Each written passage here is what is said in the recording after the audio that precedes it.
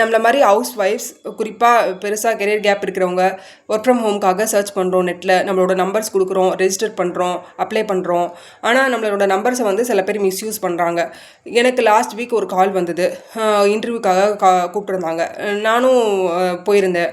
ஏன்னா அது வந்துட்டு data entry, back office, US UK process, 20 to 30K salary அப்படின்னு சொன்னாங்க. So Saturday Sunday weekly off, flexible டைமிங்கில் ஒர்க் பண்ணிக்கலாம் அப்படின்னு சொன்னாங்க. ஸோ எனக்கு இது நல்ல ஆப்பர்ச்சுனிட்டியாக தெரிஞ்சிச்சு. ஏன்னா வீட்டிலே கால் பண்ணிட்டு இருக்கக்கூடிய ஜாப்ஸ்லாம் இருக்குல்ல, அதெல்லாம் நம்ம வீட்டுக்குள்ளேயே பண்ணிட்டு இருந்தோம்னா வீட்டில் இருக்க பெரியவங்களுக்கு டிஸ்டர்ப் ஆகுது. சரி, இது நல்ல ஆப்பர்ச்சுனிட்டியாக இருக்குது, நம்ம பட்டுக்கு பேசாமல் டேட்டா என்ட்ரினா பண்ணிட்டு இருக்கலாம், ஏதோ ஒரு ஏர்ன் பண்ணால் போதும் அப்படின்னு தானே நம்ம நினைக்கிறோம். அதுக்காக நானும் போனேன். அங்கே போனதுக்கப்புறம் அவங்க வந்து எக்ஸ்பிளைன் பண்ணாங்க.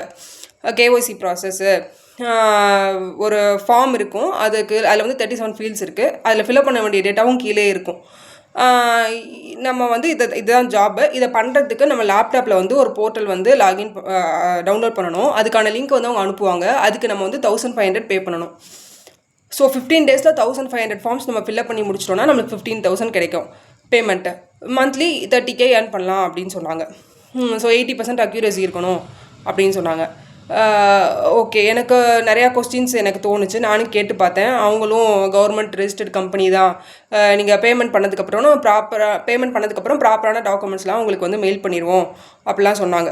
டைம் எடுத்துக்கோங்க, நீங்கள் உங்கள் ஹஸ்பண்டை டிஸ்கஸ் பண்ணிவிட்டு கூட சொல்லுங்கள் அப்படின்னு சொல்லிட்டு டைமும் கொடுத்தாங்க.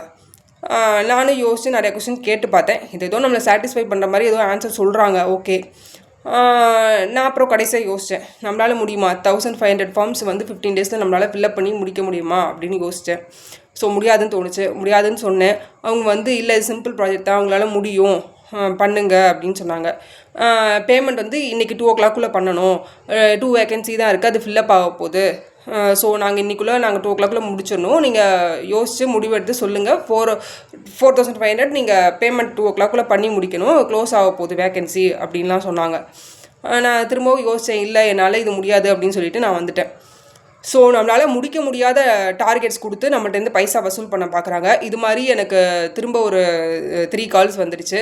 ஸோ வந்து இந்த மாதிரி data entry, back office, form filling job அப்படின்னு சொல்லிட்டு இந்த மாதிரி முடிக்க முடியாத டார்கெட்டை கொடுத்து நம்மள்ட்ட எதுவும் முன்னாடியே அமௌண்ட்லாம் பே பண்ண சொன்னாங்க. அப்படின்னா ஹவுஸ் ஒய்ஃப்ஸ் ப்ளீஸ் உஷாராக இருங்க. அதாவது ஒர்க் ஃப்ரம் ஹோம் ஜாப்ஸ் தேடிட்டு இருக்கவங்க. அதுக்காக தான் இந்த வீடியோ. Thank you so much.